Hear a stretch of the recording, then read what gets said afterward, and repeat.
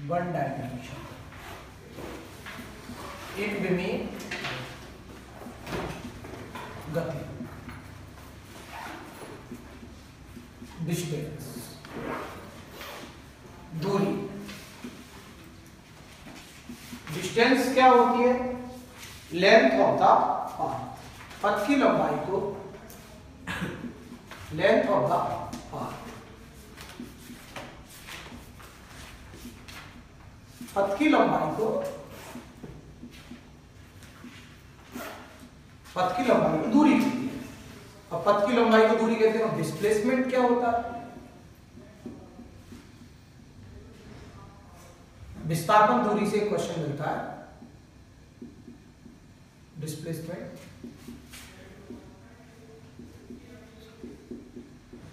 Shortest path, छोटा रास्ता।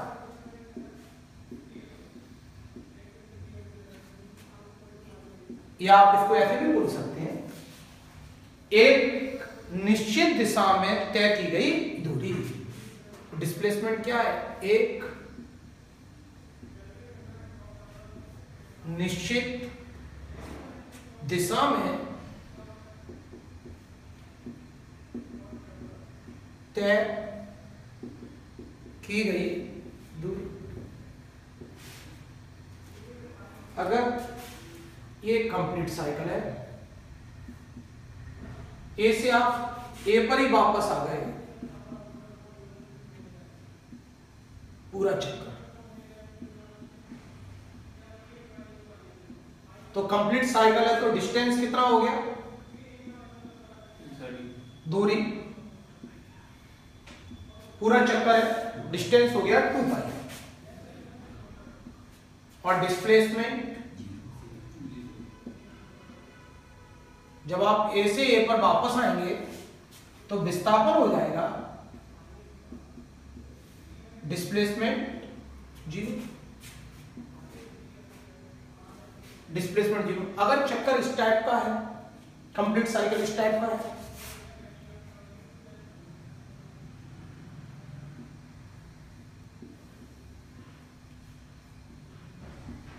ये कंप्लीट साइकिल है। अब बताइए डिस्टेंस कितना होगा पूरे चक्कर के लिए? डिस्टेंस 2 पाई आर क्यों होगा? लेंथ देखो इसकी, ए चले 2a 3a 4a, तो दूरी हो गई 4a। डिस्प्लेसमेंट बताइए, वहीं की वहीं आ गए, डिस्प्लेसमेंट 0, विस्थापन 0 हो गया। अगर हाफ साइकिल की बात करें, आधे चक्र के लिए, इसमें देखिए हाफ साइकिल, हाफ साइकिल आधा चक्कर, आधा चक्कर मतलब आप ए से बी पर गए। डिस्प्लेसमेंट में शॉर्टेस्ट पाथ बोलेंगे, छोटा रास्ता। देखिए ये है 2r और ये है पाई r, तो डिस्प्लेसमेंट कितना हो गया? विस्थापन, छोटा रास्ता, इसको बोलिए 2r, और डिस्टेंस दूरी ए से बी तक है, डिपेंड्स ऑन पाथ पाई। क्या कभी डिस्प्लेसमेंट और डिस्टेंस एक ही नहीं आ सकते? सीधे सीधे चलिए, एक ही आ जाए। अगर आप सीधे सीधे एक स्ट्रेट रोड पर चल रहे हैं तो जितना डिस्टेंस होगा उतना ही डिस्प्लेसमेंट हो। अगर अपन इसमें आधा साइकिल की बात करें, इसमें हाफ साइकिल की बात करें, अगर अपन हाफ साइकिल, इसमें आधे चक्कर की बात करें,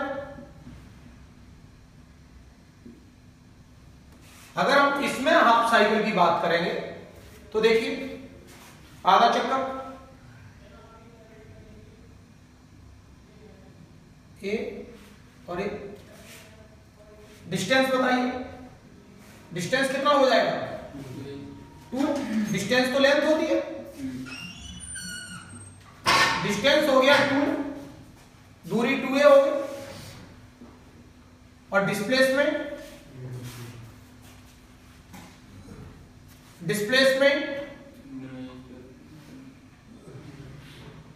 विस्थापन।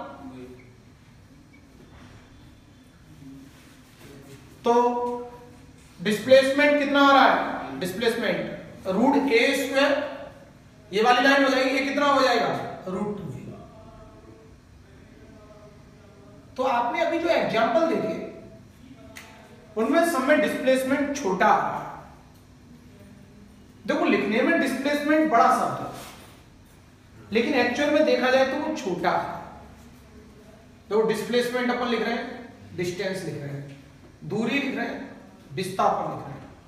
तो विस्थापन लिखने में बड़ा है, लेकिन है कैसा छोटा। क्या कभी ऐसा नहीं हो सकता कि दोनों बराबर हो जाए? तो सीधे सीधे चलिए आप स्ट्रेट रोड पर, दोनों बराबर हो जाएंगे। तो पेपर में क्वेश्चन आता है डिस्प्लेसमेंट और डिस्टेंस का रेशियो कितना होता है? 1 होता है, लेस देन 1 होता है, लेस देन और इक्वल 1 होता है। तो विस्थापन लिखने में बड़ा है लेकिन है कैसा छोटा। दूरी लिखने में छोटी है लेकिन है कैसी बड़ी। तो ये जब छोटी राशि में बड़ी राशि से डिवाइड करेंगे तो 1 से कम आएगा। लेकिन अब ये 1 से कम तो ठीक है, लेस देन और इक्वल क्यों लगा रहे हैं? क्योंकि जब स्ट्रेट जाते हैं तो इक्वल आता है। कई बार इसमें डायरेक्शन से रिलेटेड क्वेश्चन आते हैं। जैसे एक कोई पर्सन है 4 मीटर नॉर्थ डायरेक्शन में जा रहा है, 3 मीटर ईस्ट में जा रहा है। अब आपसे पूछा है डिस्टेंस, दूरी, तो डिस्टेंस कितनी हो जाएगी बताइए? नहीं, दूरी तो लेंथ होती है, 4 + 3 7। हाँ डिस्प्लेसमेंट कहोगे, डिस्प्लेसमेंट कहेंगे पर विस्थापन वो कहो आप 5। ठीक है, तो इस तरह के भी क्वेश्चन आते हैं। एक पर्सन है 4 मीटर नॉर्थ में जाता है। कई बार इसमें ये भी ऐड कर लेते हैं कि 4 मीटर नॉर्थ में जा रहा है, 5 मीटर नॉर्थ में गया, 2 मीटर साउथ में गया। तो डिस्टेंस में तो ऐड कर देना और डिस्प्लेसमेंट में माइनस। यदि 5 मीटर नॉर्थ में गया, 1 मीटर साउथ में गया तो 4 मीटर आएगा नॉर्थ। ठीक, तो साउथ वाले को 1 माइनस कर देंगे। तो डिस्टेंस और डिस्प्लेसमेंट, इसमें पाथ पर डिपेंड कौन है? किसके साथ हम पर लिखेंगे डिपेंड्स ऑन पाथ? डिस्टेंस के साथ या डिस्प्लेसमेंट के साथ बताइए? जो रास्ते पर निर्भर है। देखो डिस्प्लेसमेंट रास्ते पर निर्भर है क्या? नहीं, उसे तो इनिशियल और फाइनल पोजीशन से मतलब है, प्रारंभिक और लास्ट वाले बिंदु से। तो डिस्टेंस के साथ क्या लिख देंगे? Depends on path, depends on path, रास्ते पर निर्भर। और इसके साथ एक और वर्ड लगा दीजिए, ऑलवेज पॉजिटिव, सदैव धनात्मक, सदैव प्लस होगा। और displacement does not depend on path, does not depend on path, पथ पर निर्भर नहीं। और साथ में बोल दो मे बी पॉजिटिव, नेगेटिव और जीरो, धनात्मक,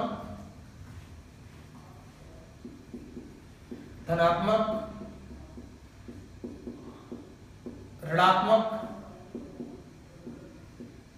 या शून्य हो सकता है। तो मे बी पॉजिटिव, नेगेटिव और जीरो, धनात्मक, ऋणात्मक और शून्य हो सकता है। अगर हम स्पीड की बात करें तो देखिए स्पीड में क्या आएगा? डिस्टेंस आएगा। स्पीड की अगर बात करें हम तो स्पीड में क्या आएगा? डिस्टेंस आएगा, डिस्टेंस अपॉन टाइम। चाल बराबर दूरी बटे समय। और याद रखते हैं अपन S for speed, S for scalar आदेश। ऐसे ही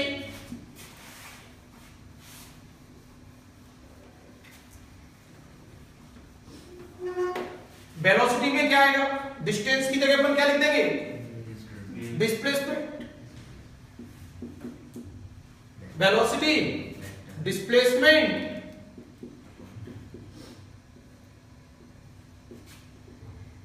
टाइम, v से वेलोसिटी, v से वेक्टर। कई बार एक क्वेश्चन ये भी पूछ लेते हैं कौन सी वेक्टर क्वांटिटी है, कौन सी स्केलर क्वांटिटी है। तो वेलोसिटी से डिस्प्लेसमेंट बना, डिस्प्लेसमेंट और वेलोसिटी का रिलेशन है, मतलब ये वेक्टर है, ये भी वेक्टर है, ये स्केलर है, ये स्केलर है। आगे इससे अपन एक्सेलरेशन भी बनाएंगे तो वो भी वेक्टर हो जाएगा, और एक्सेलरेशन पैदा किसके कारण होगा, फोर्स के कारण, तो वो भी वेक्टर हो जाएगा। तो पूछ लेते हैं एक्सेलरेशन कैसी क्वांटिटी है, त्वरण बल कैसी क्वांटिटी है, तो ये वेक्टर क्वांटिटी हो जाएगी। अब अगर अपन कंप्लीट साइकिल की बात करें, ये अभी अपन ने कंप्लीट साइकिल लिया, तो डिस्टेंस कितना हो जाएगा कंप्लीट साइकिल के लिए, अगर आप ए से ए पर वापस आते हैं तो 2 पाई आर, और पूरे चक्कर के समय को यहाँ कैपिटल टी से लिखेंगे, पूरे चक्कर के समय को किससे लिखेंगे, कैपिटल टी से। तो ये स्पीड हो गई, ये तो अपन स्पीड कर देंगे, लेकिन इसी के लिए वेलोसिटी कितनी हो जाएगी बताइए, वेलोसिटी वेग 0 हो जाएगा। अगर बात आधे चक्कर की हो, बताइए स्पीड आधे चक्कर के लिए डिस्टेंस कितना है, आधे चक्कर के लिए जो डिस्टेंस है वो कितनी है, पाई आर, और टाइम को स्मॉल टी से लिखिए। आधे चक्कर के लिए डिस्टेंस है पाई आर और टाइम को स्मॉल टी से लिखिए। यहां पर आधे चक्कर के लिए ये 2r है, ये पाई आर है। बताइए वेलोसिटी में किसको लेना पसंद करेंगे, डिस्प्लेसमेंट अपॉन टाइम, डिस्प्लेसमेंट कितना है 2r और टाइम को, समझ में आ गया। तो स्पीड के फॉर्मूले में distance upon time, distance complete cycle के लिए डिस्टेंस कितना हो गया 2 पाई आर, और टाइम को कैपिटल टी, कैपिटल टी और स्मॉल टी का मतलब क्या है, क्या हम इसको कैपिटल टी से नहीं लिख सकते, कैपिटल टी पहले से ही फिक्स है, कंप्लीट साइकिल पूरा चक्कर। स्पीड के फॉर्मूले में यहां क्या आएगा डिस्टेंस, वेलोसिटी के फॉर्मूले में ऊपर क्या आएगा डिस्प्लेसमेंट आएगा। अब पूरे चक्कर के लिए डिस्प्लेसमेंट 0, ध्यान रखना कभी भी वहीं की वहीं आ जाए। यदि एक लड़का घर से स्कूल गया, स्कूल से घर आ गया, तो डिस्प्लेसमेंट 0 हो गया। जब भी आप स्टार्टिंग पॉइंट पर आ गए, डिस्प्लेसमेंट 0 मतलब वेलोसिटी 0। तो दो बातें खत्म हो जाती है अगर वहीं की वहीं आ गए। क्या कौन कौन सी दो बातें खत्म हो जाएंगी, एक तो वेलोसिटी, एक डिस्प्लेसमेंट। दो बातें कभी खत्म नहीं होंगी, एक स्पीड और एक डिस्टेंस। भाई स्पीड के फॉर्मूले में डिस्टेंस आता है। यदि एक लड़का घर से स्कूल गया और स्कूल से घर आ गया, तो क्या 0, डिस्प्लेसमेंट 0, और डिस्प्लेसमेंट 0 तो वेलोसिटी 0। क्या 0 नहीं, लड़का घर से स्कूल गया, स्कूल से घर आया, स्पीड 0 नहीं, स्पीड 0 नहीं मतलब डिस्टेंस भी 0। तो ये कई बार स्पीड, अब कई बार यदि अपने डिस्प्लेसमेंट और डिस्टेंस का रेशियो पर क्वेश्चन किया था, वो बना देते हैं स्पीड और वेलोसिटी का रेशियो। देखो स्पीड, वेलोसिटी, डिस्प्लेसमेंट दोनों में टाइम से डिवाइड कर दो। दोनों में भाई एक ही नंबर से दोनों में डिवाइड कर सकते हैं। अगर दोनों में टाइम से डिवाइड कर दें तो ऊपर क्या बन गया वेलोसिटी, इसमें टाइम से डिवाइड करो क्या बनेगा स्पीड, वेग और दोनों में हमने टाइम से डिवाइड कर दिया। तो कई बार वो इसको नहीं पूछते, इसको पूछ लेते हैं। समझ में आ गया ये तरीका। कोई ऑप्शन कैसे होंगे, वेलोसिटी और स्पीड का रेशियो होता है always 1, less than 1, less than और इक्वल 1, ग्रेटर देन और इक्वल 1। तो समझ में आ गया। ये क्वेश्चन और ये क्वेश्चन आया हुआ क्वेश्चन है, और दोनों अलग अलग आए हुए हैं, लेकिन दोनों एक ही हैं। समझ में आ गया? अगर हम दोनों में टाइम से डिवाइड करते हैं तो ये क्वेश्चन बन रहा है। अगर आपको ये वाला क्वेश्चन आता है तो ये आता है, और ये नहीं आता तो ये भी नहीं आता। हाँ, इसका ज्यादातर ऐसे ही पूछा जाता है, कई बार इसका उल्टा पूछ सकते हैं। तो उल्टा पूछ रहे तो डिस्टेंस अपॉन डिस्प्लेसमेंट पूछ रहे, डिस्टेंस अपॉन डिस्प्लेसमेंट पूछ रहे तो ग्रेटर देन इक्वल हो जाए। समझ में आ गया? दूरी विस्थापन आप ऐसे ध्यान रखना है। देखो यहां से शुरू किया अपना मैंने, विस्थापन दिखता लिखने में बड़ा आ रहा है, लेकिन है कैसा? छोटा। क्या कभी बराबर नहीं हो सकता? एक ही कैसे बराबर होने का? सीधे सीधे चलते चलो, जो डिस्प्लेसमेंट है वही डिस्टेंस है, जो दूरी है वही विस्थापन है, जो स्पीड है वही वेलोसिटी। स्ट्रेट रोड पे चलो। कई बार क्या करते हो, आपको इस टाइप का क्वेश्चन दे देते हैं, जैसे एक ट्रेन दे देंगे, एक ट्रेन दे दी और आपको इसकी स्पीड भी दे देंगे 45 किलोमीटर पर आवर। अब मान के चलो ये 150 मीटर की ट्रेन है, ये 150 मीटर की ट्रेन है, और ये एक ब्रिज दे दिया, ये पुल दे दिया, और ये 850 मीटर का एक पुल दे दिया। अब आपसे पूछ लेते हैं कि इस ब्रिज को पार करने में कितना टाइम लगेगा। तो देखिए इस ब्रिज को पार करना है, टाइम पूछा गया है, तो इस ब्रिज को क्रॉस करने में कितना टाइम लगेगा। तो अपन फॉर्मूला क्या जानते हैं? S for speed, S for scalar. 80 second. तो speed is equal to distance upon time.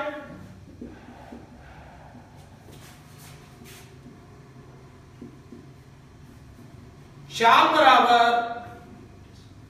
दूरी बटे समय। स्पीड कितनी दी है?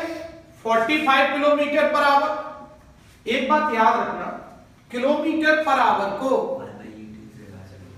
मीटर पर सेकंड में कन्वर्ट करना है, किलोमीटर पर आवर को मीटर पर सेकंड में बदलना है। तो देखो किलोमीटर तो 1000 मीटर होता है, आवर 3600 सेकंड। तो ये आ गया 5/18 मीटर पर सेकंड। तो किलोमीटर पर आवर को मीटर पर सेकंड में बदलने के लिए 5/18 से मल्टीप्लाई करेंगे। तो अपन ने 5/18 से मल्टीप्लाई इसको कर दिया। डिस्टेंस, अब देखो ट्रेन को पार करना कब माना जाता है? जब ट्रेन शुरुआत लास्ट का डिब्बा गार्ड रहता है वो निकल जाएगा तभी पार करना मानेगा। तो ये जब पूरी ट्रेन जब इसको पार करेगी, अब ट्रेन कोई बॉल तो है नहीं, अब जैसे तोता था, मान के चलो तोता इसको पार कर, अब तोता तो पॉइंट ऑब्जेक्ट है, उसकी साइज का कोई मतलब नहीं है। या एक बॉल को अपन फेंकते तो बॉल की साइज का कोई मतलब नहीं है। लेकिन ये ट्रेन है, ये 150 मीटर की ट्रेन है। हाँ, ये ट्रेन अगर मुंबई जाती, ग्वालियर से मुंबई जा रही है मान के चलो, तो ट्रेन की साइज का कोई मतलब नहीं है। लेकिन एक ट्रेन इस ब्रिज को पार कर रही है, इसके साइज का बहुत मतलब है। अकेला इंजन जल्दी पार कर जाएगा, पूरी ट्रेन देर में पार करेगी, तो इसका साइज भी हमको काउंट करना पड़ेगा। डिस्टेंस, डिस्टेंस कितना हो गया? 150 प्लस 850, 1000 मीटर। टाइम पूछा है आपसे, तो इसको 5 बार काट दीजिए, इसको 2 बार, 25 से इसको 4 बार काट दीजिए, तो टाइम लगा 80 सेकंड। तो 80 सेकंड में ये ट्रेन इस ब्रिज को पार कर जाएगी।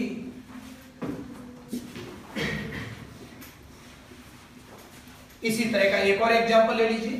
तो इसको आप मेमोराइज भी कर सकते हैं कि किलोमीटर पर आवर को आना चाहिए, आपको कॉपी पे भी लिखना है, लेकिन आप इसको मेमोराइज करेंगे और प्रत्येक क्वेश्चन को, कॉन्सेप्ट को लिख के देखेंगे, तभी ध्यान रहेंगे। सब लोग कॉपी पे जरूर बनाया करें ऐसे, इससे ध्यान रहते हैं। अब मान के चलो ये 100 मीटर की ट्रेन है और ये आपको दिया है 1 किलोमीटर का ब्रिज दिया है। 1 किलोमीटर का पुल दिया है, इसको पार करना है।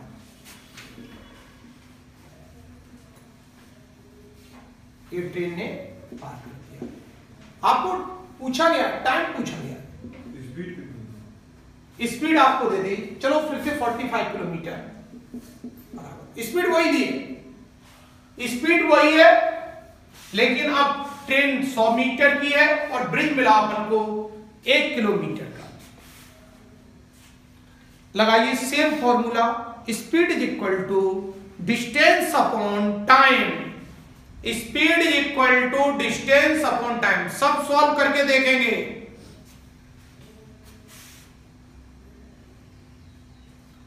Speed, S for speed, S for scalar, velocity V for vector, V for velocity. तो speed is equal to distance upon time. तो चाल बराबर दूरी बटे समय। स्पीड आपको दी है 45 किलोमीटर पर आवर, आपने मेमोराइज कर लिया 5/18। डिस्टेंस 1 किलोमीटर आप जानते हैं 1000 मीटर होती है, 1000 प्लस 100 1100। टाइम आपको कैलकुलेट करना है, 9 से 5 बार और 9 से 2 बार, 25 से इसको 4 बार काट दो, तो T बराबर 88 सेकेंड। किलोमीटर को मीटर में चेंज किया है। हाँ, ये 1 किलोमीटर बराबर 1000 मीटर, और ट्रेन का साइज इसमें ऐड कर दिया 1000 प्लस 100 1100।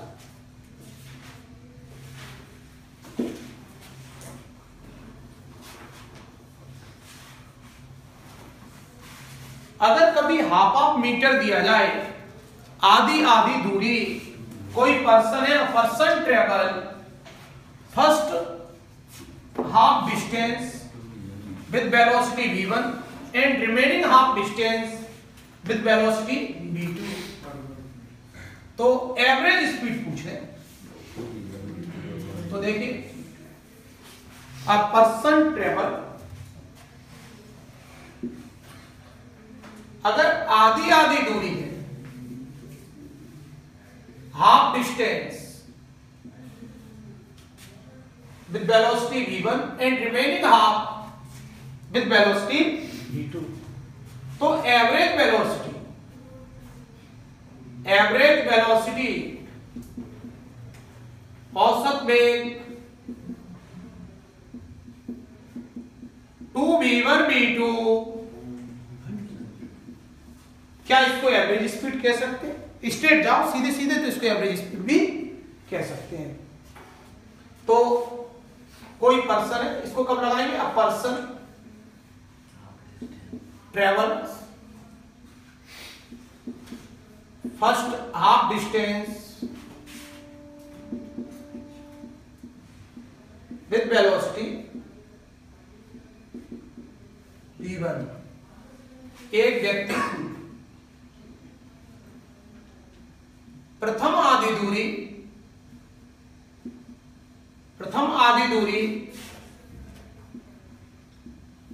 वेग v1 से, शेष आधी दूरी वेग v2 से, रिमेनिंग। तो इसमें याद क्या करना है आपको? हाफ मीटर किसका यूनिट होता है? डिस्टेंस का। अगर आपने याद कर लिया हाफ मीटर, तो आपको ये याद हो जाएगा, क्योंकि हार्मोनिक मीन क्या होता है? यही होता है 2v1 v2 upon v1 plus v2। जो अपन सिंपल मीन करते हैं वो कब अप्लाई करते हैं? तो सिंपल मीन अगर हाफ ऑफ टाइम दिया जाए, तो आपको सिंपल मीन ले लेना है v1 प्लस ये कब? जब हाफ ऑफ टाइम दिया जाएगा।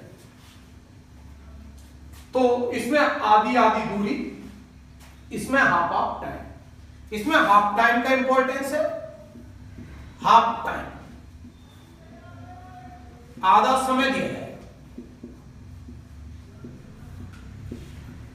तो आप जैसे आपको दिया है, आप एक ट्रेन चला रहे हैं और आपको 30 किलोमीटर ट्रेन को चलाना है। हमने कहा 15 किलोमीटर तक एक स्पीड रखना, 15 किलोमीटर के बाद अपनी स्पीड चेंज कर लेना। तो आधी आधी दूरी के बारे में बात की, ये वाला फॉर्मूला लगाइए। लेकिन हमने कहा कि आप ट्रेन कितनी देर चलाओगे, तो आपने कहा भाई 20 मिनट चलाएंगे, तो 10 मिनट एक स्पीड से चलाओ, 10 मिनट अगली स्पीड से, आधा आधा टाइम दे। तो ये इधर आइए, ज्यादा कौन सा क्वेश्चन पूछा जाता है, हाफ मीटर, ठीक है, आधी आधी दूरी, हाफ मीटर मतलब हार्मोनिक मीन, क्योंकि इस तरह का मीन तो आप बचपन से निकालते हैं, तो इस तरह का मीन पूछते हैं 2v1 v2 upon v1 plus v2। तो आधी आधी दूरी 2v1 v2 upon v1 plus v2, आधे आधे समय दिया हो तो v1 प्लस v2 अपॉन 2। तो velocity, instantaneous velocity, rate of change of displacement. जब भी रेट की बात हो टाइम से डिवाइड किया करो। वेग बराबर विस्थापन में परिवर्तन की दर, तो v बराबर ds अपॉन dt मीटर पर सेकेंड। एक्सेलरेशन त्वरण, rate of change of velocity,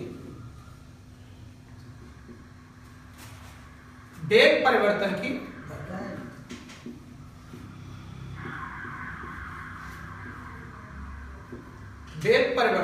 दर,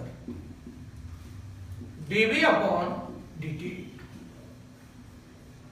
तो ये हो जाएगा मीटर पर second square, LT minus 1 upon T, LT minus 2, ये LT माइनस 1, दोनों डायमेंशन आप याद भी रखना। ये v से वेक्टर, इसी से डिस्प्लेसमेंट से बना, तो ये भी वेक्टर सदिश, और एक्सेलरेशन इसी से बना, तो ये भी वेक्टर।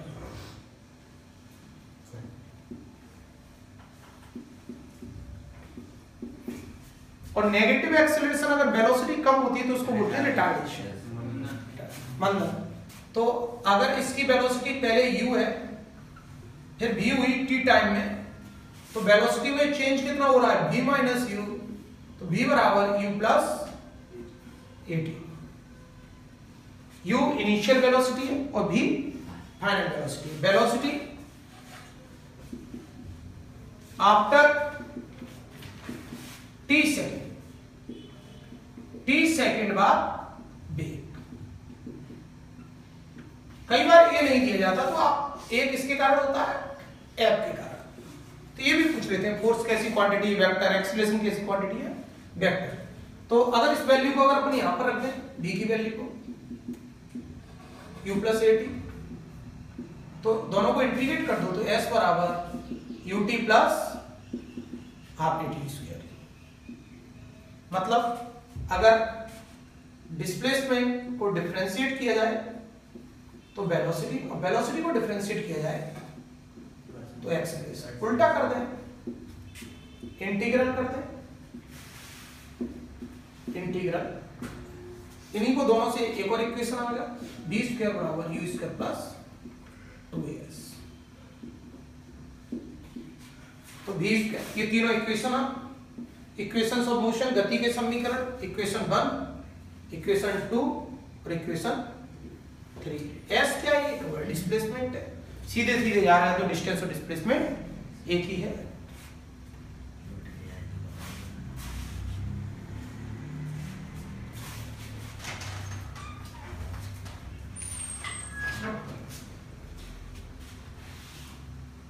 इसका अगर अपन फ्री फॉल करा, हाँ इसमें एक और फॉर्मूला देख लीजिए, डिस्टेंस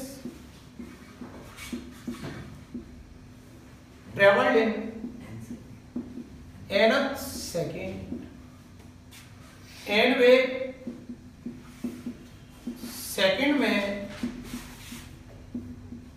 चली गई दूरी, n में मतलब तीसरे, चौथे, पांचवे, तो n में, तो s nth बराबर, देखो n बार, यदि एक लाइन में 5 स्टूडेंट है और हमने कहा 5वां स्टूडेंट कौन सा होगा, 5 में से 4 को हटा दो, 5वां, तो nवां स्टूडेंट कौन सा होगा, nवां डिस्टेंस कौन सा होगा, n में से एक कम को माइनस कर दो, ये आ जाएगा u plus a by 2n minus sn। तो इस तरह के क्वेश्चन आते रहते हैं। चौथे सेकंड में तय की गई दूरी, 5वें सेकंड में तय की गई दूरी, तो अपन को याद कर लेना। तो 3 इक्वेशन तो है ही, आपको चौथा इक्वेशन इसको भी याद कर लेना है अलग से। तो s nth is equal to u plus a by 2n minus. अगर हम एक ऑब्जेक्ट को हम नीचे गिरा रहे हैं, फ्री फॉल करा रहे हैं, ये देखो ये ऑब्जेक्ट है कोई, ये इसका फ्री फॉल करा रहे हैं, ये ऑब्जेक्ट है, इसका फ्री फॉल करा रहे हैं, मुक्त रूप से गिरा रहे हैं।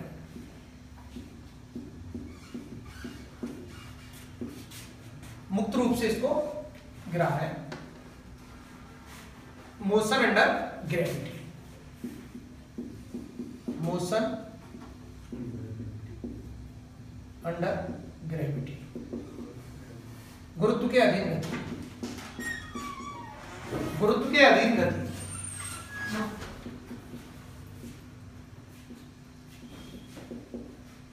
गुरुत्व के अधीन गति, तो एक्सेलरेशन कितना हो जाएगा, g के बराबर, acceleration due to gravity. g को क्या बोलते हैं, एक्सेलरेशन ड्यू टू ग्रेविटी, गुरुत्वीय त्वरण। अर्थ सरफेस पर इसकी वैल्यू लेंगे 9.8 मीटर पर सेकेंड स्क्वायर, सेंटीमीटर में 980 हो जाएगा, फुट में 32 हो जाएगा।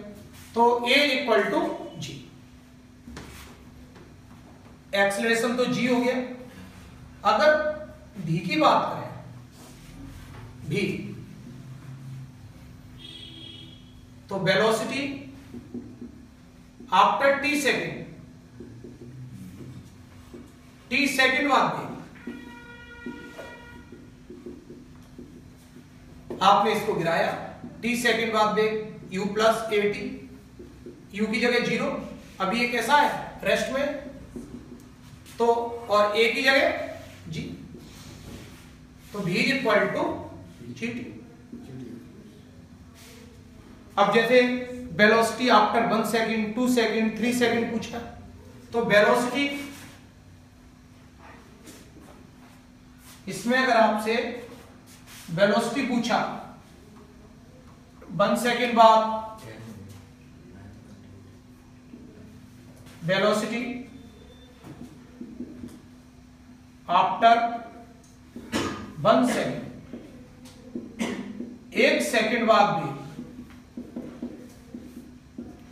1 सेकेंड बाद वेग कितना होगा, gt, g हो गया 9.8, t की जगह 1।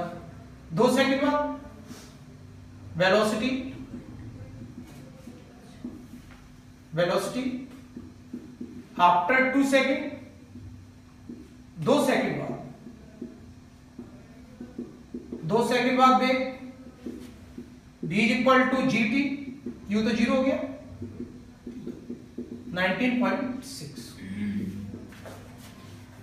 अगर 3 सेकेंड बाद बात करें,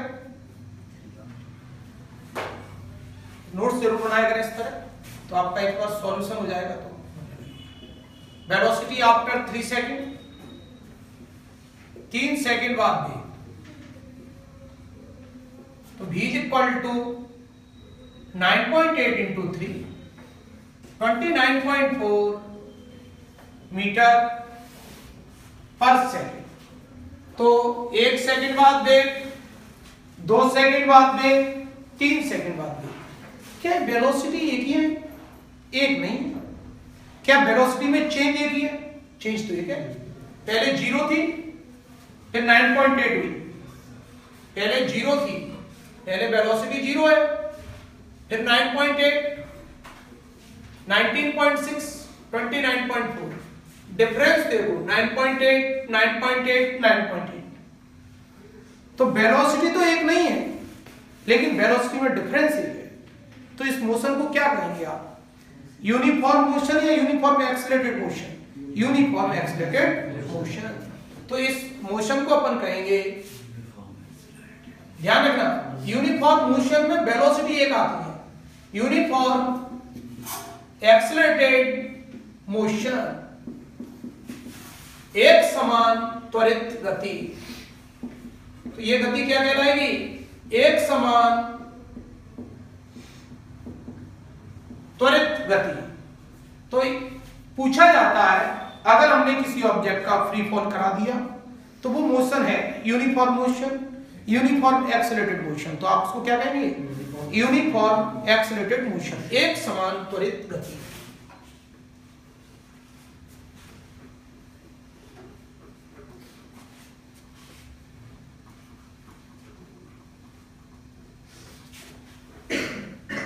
अब देखिए इसमें, अगर s बराबर ut plus half A T square है, अगर ये h हाइट है, आप gt इसमें, अब आपने एक पत्थर फेंका यहां से, एक हमने स्टोन को गिरा दिया, ये स्टोन है, कोई पत्थर है, तो इसको हमने एक पत्थर को गिरा दिया और ये मान के चलो 4 सेकंड में जमीन पर पहुंच गया। आपको हाइट पूछी है, हाइट ऑफ टावर, मीनार की ऊंचाई। तो आप डायरेक्ट यहां से कर सकते हैं, आप जी लगभग 10 ले लीजिए, टी का स्क्वायर 4 का स्क्वायर 16, 80 मीटर और लगभग लिख देना एप्रोक्सी। लगभग क्यों? क्योंकि हमने जी कितना लिया है? 10 लिया है, होता कितना है? 9.2 68।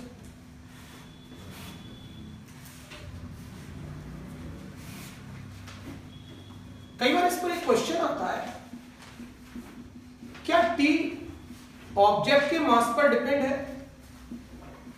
बताइए, टी केवल हाइट पर तो डिपेंड है, T1 upon T2 root H1 upon H2। तो T मास पर डिपेंड नहीं है, इसको आप ऐसे लिखिए, small m mass of object. अगर आपने 1 किलोग्राम और 1000 किलो को फेंका, कौन पहले पहुंचेगा? तो आप आंसर क्या लगाएंगे? साइमल्टेनियसली, साथ में पहुंचेगा। अगर आपने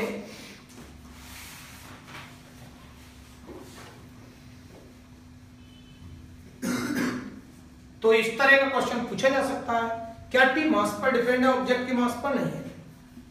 तो एक पत्थर को अगर आपने h हाइट से फेंका और एक को 2h हाइट से फेंका, देखिए एक को हम h हाइट से फेंक रहे हैं और एक को 2h हाइट से फेंक रहे हैं, मास भले ही अलग अलग हो दोनों का, इसका मास अलग है, इसका मास अलग है। तो T1 अपॉन T2 मास से हमें मतलब नहीं है, H1 upon H2 H upon 2H, तो 1/√2, क्या मास से मतलब नहीं है। तो ये क्वेश्चन इस तरह का पूछ लिया जाता है। M1 M2 दो वस्तुओं को ऊपर से ड्रॉप कर रहे हैं, गिरा रहे हैं, कौन पहले पहुंचेगा? तो आप यहां आंसर क्या लगाने वाले हैं? दोनों साथ में। क्या एयर का कोई प्रभाव नहीं पड़ेगा? तो एयर का इफेक्ट तभी मानेंगे जब क्वेश्चन में कहा जाए कि वायु की उपस्थिति में, अदरवाइज आप मानेंगे एयर नहीं है साथ में। तो वायु की उपस्थिति में कौन पहले पहुंचेगी? जिसकी डेंसिटी ज्यादा हो, जिसका घनत्व ज्यादा हो। अभी अपन क्या आंसर टिक करने वाले हैं, क्योंकि पेपर में तो वायु की उपस्थिति देते नहीं है, वैक्यूम देंगे, तो अपन क्या कहेंगे या कुछ नहीं कहेंगे, तो अपन आंसर लगाएंगे साइमल्टेनियसली साथ में। तीसरा इक्वेशन v² बराबर u² प्लस 2s, इसको भी बदल लीजिए तो 2gh, v बराबर √2gh।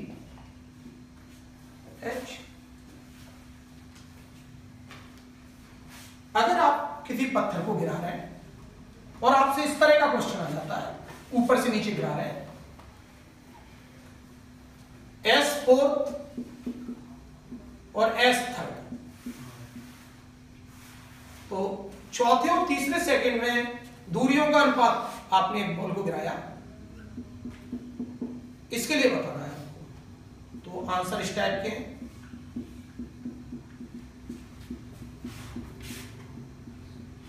बताया चौथे और तीसरे सेकंड में चली गई दूरियां, ऊपर से गिरा है या सीधे में भी चल रहे हैं, तो आपसे कह दिया बॉडी स्टार्टिंग फ्रॉम रेस्ट, एक वस्तु विराम से चल रही है, चौथे और तीसरे सेकंड में तय की गई दूरियों का अनुपात। तो देखिए ऊपर से अगर आप गिरा रहे हैं तो u तो 0 हो गया, s अभी अपन ने nth का फॉर्मूला पढ़ रखा है, u plus a/2 2n minus 1, S4 S3 u तो 0 हो गया, a की जगह हम g लिख देंगे, 4 माइनस 1 g/2 2 इंटू 3 माइनस 1, तो 7/5। नोट करते जाएं एग्जांपल्स को।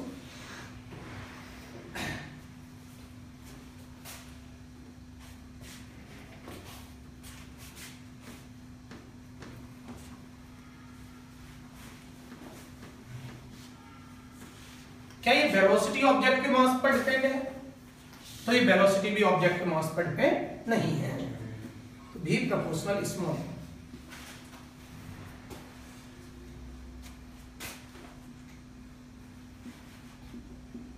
एक लड़के का घर है और ये स्कूल जा रहा है, इसका स्कूल है 6 किलोमीटर दूर, जाने की स्पीड इसकी 2.5 किलोमीटर पर आवर है और आने की स्पीड इसकी, इसमें एवरेज स्पीड कैलकुलेट करना है, औसत चाल। इसमें दो चीजें खत्म हो जाएंगी।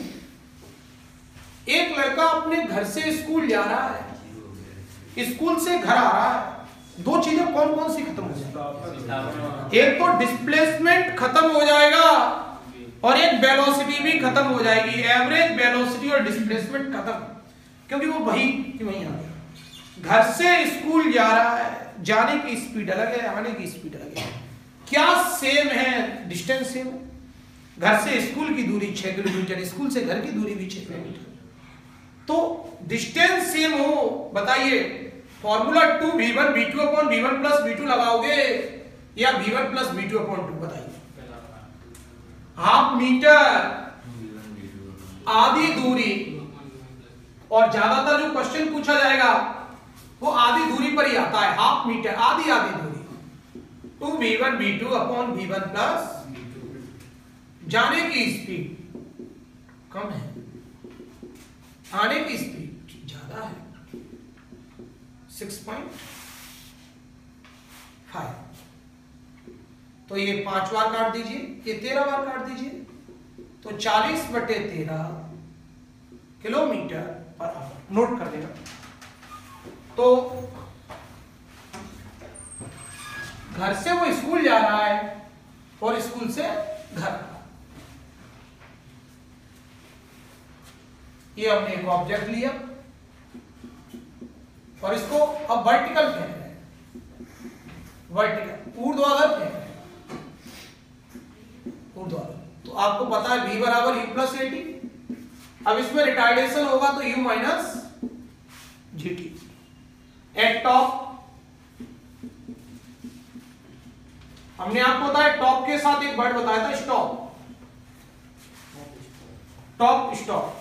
तो उच्चतम बिंदु पर इससे देखिए v0 हो जाएगा, t बराबर u अपॉन जी, और v स्क्वायर बराबर u square plus 2s, u square minus 2gh, v 0 top पर। तो h बराबर यू स्क्वायर अपॉन 2g। क्या ये भी मास पर डिपेंड है? नहीं। इसको क्या बोलेंगे? मैक्सिमम हाइट, अधिकतम ऊंचाई। और ये टाइम है, time to reach maximum, time to reach maximum height, अधिकतम ऊंचाई तक, अधिकतम ऊंचाई तक पहुंचने में लगा समय। लेकिन टाइम ऑफ फ्लाइट किसको कहते हैं? टाइम ऑफ फ्लाइट, उड्डयन काल। तो जितना टाइम जाने में लगेगा उतना ही टाइम आने में लगेगा। तो इसको बोलते हैं 2u अपॉन g। तो ये अपन वर्टिकल फेंक रहे हैं। हाँ, अगर इसको आप किसी एंगल पर फेंकते हैं तो वो भी आप याद रखेंगे। अगर आप इसको देखो, अभी तो एक ही एक्सिस बदल रहा है, तो आप इसको वन डायमेंशन ही कहेंगे।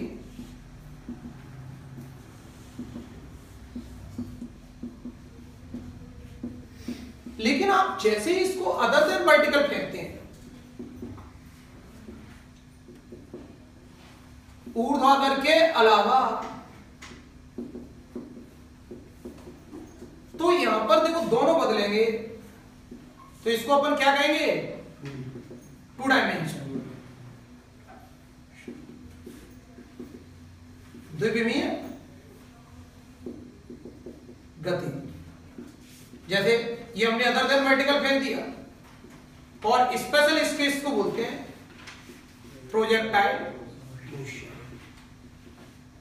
प्रक्षेप गति। तो आप चाहो तो ये भी फॉर्मूला याद कर सकते हैं पूरा। T बराबर 2u साइन थीटा अपॉन जी, और H बराबर u स्क्वायर। एक खास बात याद रखना, H के फॉर्मूले में नीचे 2 आएगा।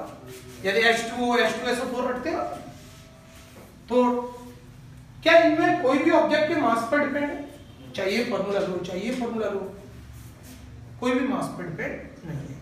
टाइम ऑफ फ्लाइट का मतलब क्या होता है? जितने टाइम तक बॉल हवा में रही। देखो ये बॉल ऊपर गई और हाथ में वापस आई, तब तक ये हवा में ही है, तो इसको अपन टाइम ऑफ फ्लाइट कहेंगे। देखो एंगल दिया जाए तो रख देना, नहीं दिया जाए तो ये आइए, इसमें 90 रख दोगे तो ये वाले फॉर्मूले बन जाएंगे।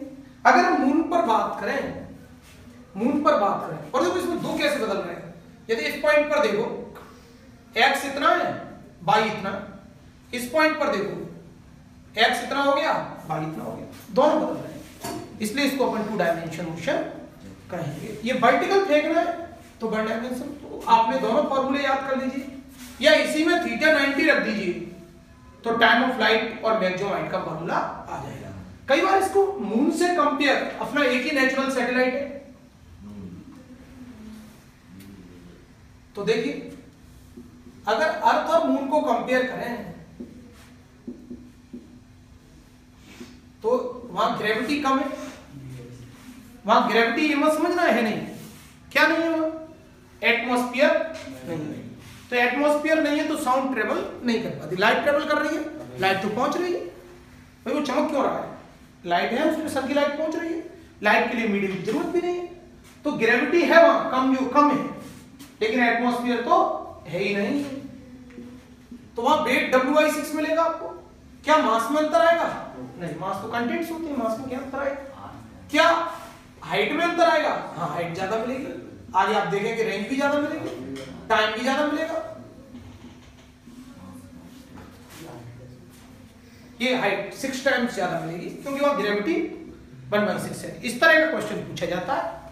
एक पत्थर को आपने धरती पर फेंका 10 सेकंड में, मान के चलो एक पत्थर को आप धरती पर फेंका तो आपको 10 मीटर हाइट मिल रही है, उसी स्पीड से उसी एंगल पर मून पर फेंक रहे हैं तो आपको हाइट कितनी मिलेगी? तो 6 गुना ज्यादा मिलेगी, 6 टाइम ज्यादा। क्यों मिल रही है हाइट ज्यादा? क्योंकि वहां ग्रेविटी कम है। किसमें कोई अंतर नहीं आ रहा, मास में अंतर नहीं आएगा। क्या कैपिटल जी में अंतर आएगा? नहीं, कैपिटल जी में भी क्यों अंतर आएगा, वो तो यूनिवर्सल कांस्टेंट है। तो कैपिटल जी में भी अंतर नहीं आता।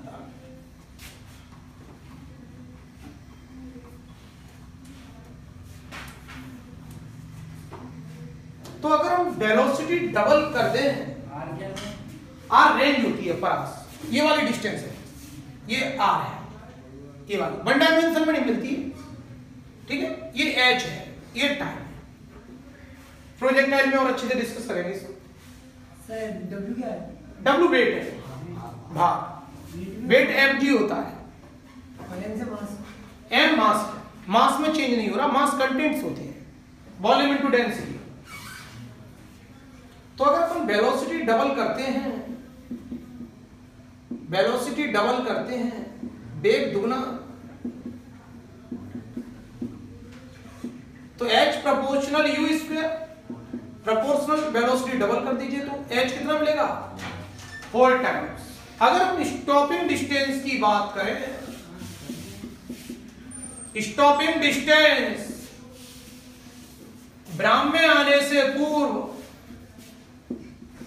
ब्राह्मण आने से पूर्व चली गई दूरी, तो देखिए यहां पर भी ये मैक्सिमम हाइट पर भी क्या हो रहा है, अपन स्टॉप हो रहे हैं। ये कौन सा स्थान है जहां पर स्टॉप हो रहे हैं?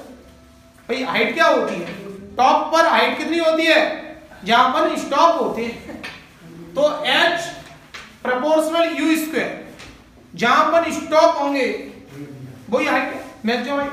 तो यहां पर भी तो स्टॉप हो रहे हैं, ब्रेक लगाएंगे बस यहां पर, यहां ग्रेविटी ब्रेक लगा रही है, मून के ब्रेक कमजोर है इसलिए वहां हाइट ज्यादा मिल रही है।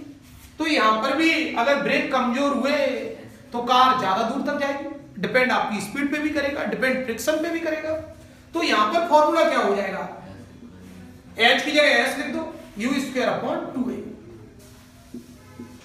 Stopping distance. आप इससे कैलकुलेट भी कर सकते हैं, v स्क्वायर बराबर u square plus 2s, finally car हो जाएगी। मंदन की जगह मंदन हो रहा है, रिटार्डेशन हो रहा है, तो s बराबर u स्क्वायर अपॉन 2a। तो स्टॉप होने पर क्वेश्चन जरूर आते हैं, तो आप चाहो तो इसको याद कर लिया तो इससे इसको भी बना लेना। तो s is equal to u square upon 2a, time of flight जब तक बॉल हवा में रहेगी।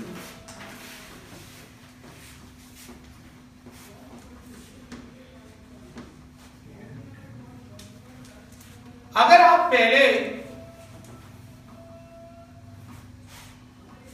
ये कार चला रहे हैं और कार की स्पीड, पहले इस कार की स्पीड है 40 किलोमीटर पर आवर, और जब आपने ब्रेक लगाया तो ब्रेक लगाने के बाद ये 10 मीटर दूर जाके रुक रही है, या चलो 10 मीटर बहुत, 2 मीटर दूर जाके रुक रही है ब्रेक लगाने के बाद।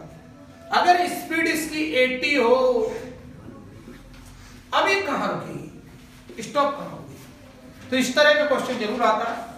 तो फिजिक्स को चलाया करो स्क्वायर में, s प्रोपोर्शनल u स्क्वायर। तो पहले कितनी डिस्टेंस पे रुक रही है, s1 upon s2, u1 upon u2 का होल स्क्वायर। पहले डिस्टेंस कितनी है 2, बाद में कैलकुलेट करनी है। पहले स्पीड मिल रही है 40, बाद में 80, तो ये आ गया 8 मीटर। कितना दूर जाके रुकेगी ये, 8 मीटर दूर जाके रुकेगी। क्या डायरेक्ट नहीं कर सकते, डायरेक्ट भी कर लीजिए। S2 प्रोपोर्शनल क्रॉस, स्पीड कितनी हो रही है 40 से 80, double 8। S proportional u square, पहले 2 मीटर, प्रोपोर्शनल क्रॉस, स्पीड हो रही है 40 से 80, डबल हो रही है, तो 2 का स्क्वायर कर दीजिए तो कितना हो गया 8। अगर एक और कार ले लेते हैं, चलो फिर से ब्रेक लगा दो कार पर। एक कार की स्पीड है 30 किलोमीटर पर आवर की स्पीड से चला रहे हैं, कार रुक गई 5 मीटर, अप्लाइंग ब्रेक और कार स्टॉप हो गई 5 मीटर। अगर सेम कार है, अब की बार कार की स्पीड जो दी है 120 किलोमीटर पर आवर। अब बताइए ये स्टॉप कहां होगी, ये डिस्टेंस आपको कैलकुलेट करना है दूसरे केस में। तो डायरेक्ट फॉर्मूला लगाइए, S बराबर u square upon 2a stopping distance. S बराबर u square upon 2a stopping distance. तो S प्रोपोर्शनल u स्क्वायर, पहले 5 metre, proportional cross speed distance, speed कितनी हो रही है? 2 टाइम्स है, 4 टाइम्स है, 4 टाइम्स। तो 80 मीटर पर जाके कार स्टॉप हो जाएगी। S proportional u square S1 upon S2 U1 upon U2 का होल स्क्वायर। पहले स्पीड 30 है, बाद में पहले 5 मीटर पर रुक रही है, तो S2 आ गया 80 मीटर। तो S बराबर u square. Displacement time graph देखिए, ये जरूर देख लिया करें, ये डिस्प्लेसमेंट है और ये टाइम। देखो कौन सा ग्राफ से आपको क्या मिलेगा, तो ग्राफ में 2 तरह की क्वांटिटी आपसे पूछी जाती है, एक तो स्लोप प्रवणता और एक एरिया, कि भाई ग्राफ की स्लोप क्या देगी और एरिया क्या देगा। तो स्लोप का मतलब आप जानते हैं, प्रवणता tan थीटा होती है, और tan थीटा में क्या करना पड़ता है अपन को? डिवाइड परपेंडिकुलर अपॉन बेस, विस्थापन बटे समय। तो स्लोप तो आप डिवाइड करके देख लिया करें और एरिया मल्टीप्लाई करके देख लिया करें। तो किसी का एरिया क्या देगा वो देखेंगे अपन मल्टीप्लाई करके, और डिवाइड करके जो मिलेगा उसको क्या कहेंगे अपन? प्रवणता। तो अभी अपन इसकी प्रवणता की बात करें, इसका स्लोप हमें क्या देगा? तो इसका स्लोप ढाल प्रवणता, तो ये आप लोगों ने पढ़ रखा है, tan थीटा होता है y2 minus y1 upon x2 minus x1 by x axis, एक होता है m बराबर y2 minus y1 upon x2 minus x1, या tan theta perpendicular upon base. तो यहां से ये डिस्प्लेसमेंट हो गया और ये टाइम हो गया, विस्थापन बटे समय। लेकिन अगर यही ग्राफ ऐसे होता, यहां वेलोसिटी देते, ये टाइम देते, वेग और समय। अब इस ग्राफ का नाम क्या देते हैं अपन?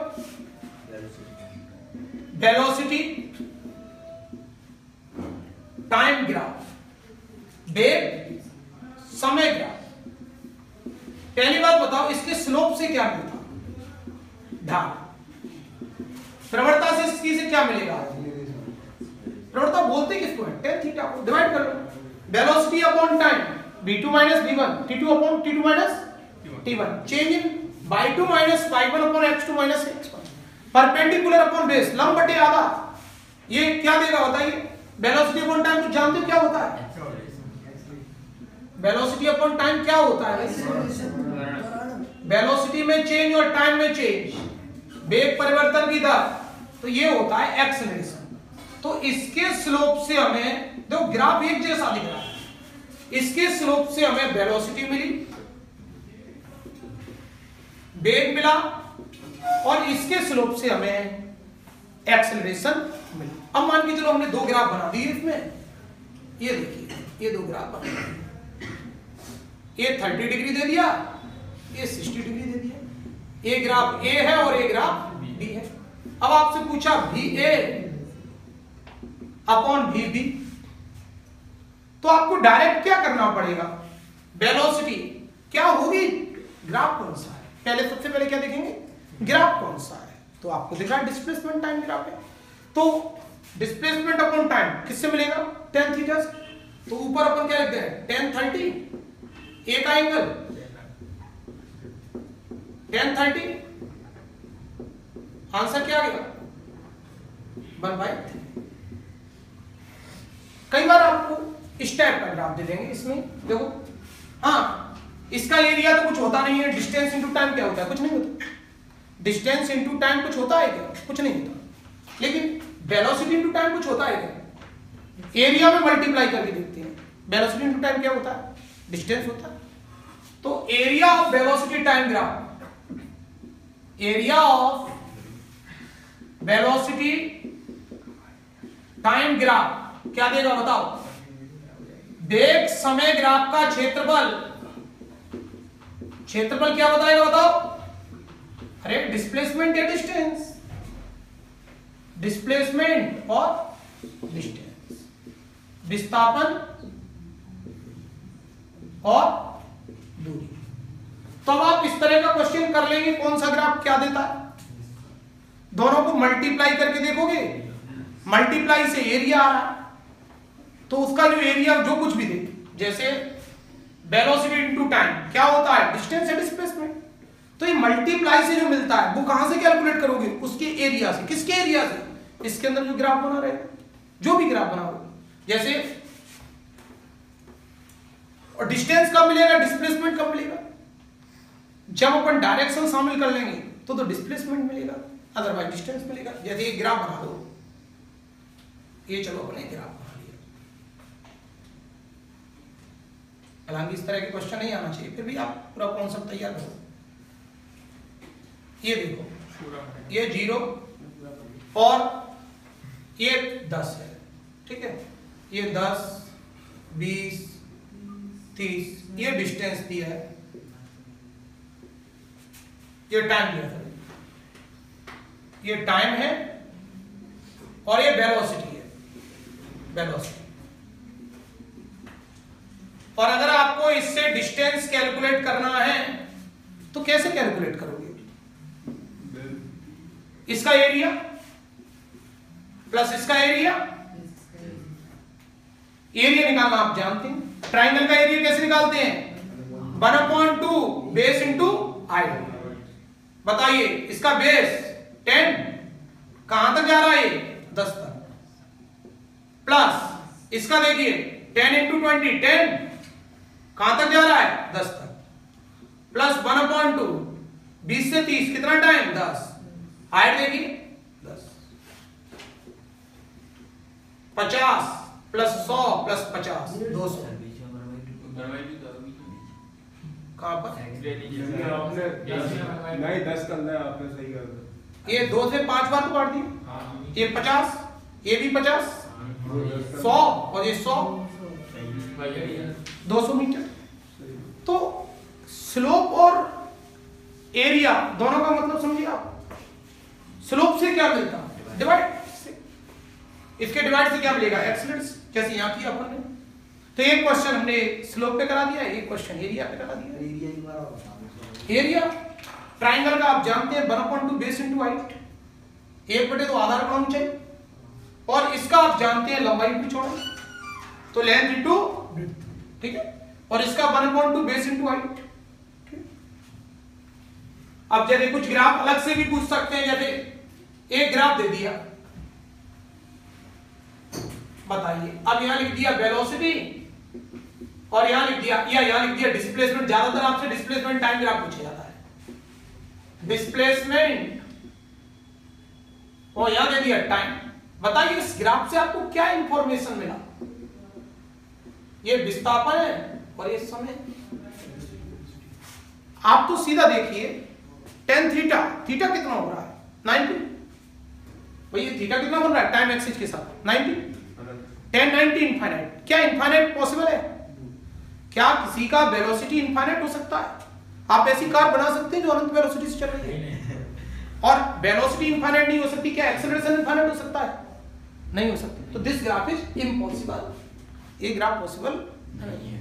अब ये ग्राफ से क्या इंफॉर्मेशन मिलती है? तो प्रत्येक ग्राफ कुछ कहता है, आपको वो बात समझ में आना चाहिए वो क्या कह रहा है। तो ये देखिए, ये ग्राफ क्या कह रहा है?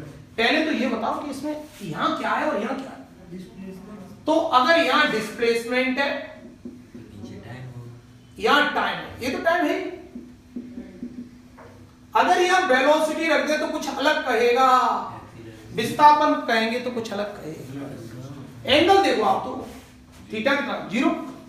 थीटा 0 तो वेलोसिटी कितनी है? tan theta. tan 0, tan theta displacement upon time, tan 0 कितना हो जाएगा? 0। तो ये ग्राफ क्या कहता है? ये बॉडी रेस्ट में है, एट रेस्ट, विराम अवस्था में है। थोड़ा थोड़ा आपको नॉलेज होना चाहिए। तो इस ग्राफ से हमें क्या इंफॉर्मेशन मिली? कुछ इंफॉर्मेशन नहीं मिली। इससे मिला हमें वेलोसिटी इनफाइनाइट है, जो कि पॉसिबल ही नहीं है। इस ग्राफ से क्या इंफॉर्मेशन मिली?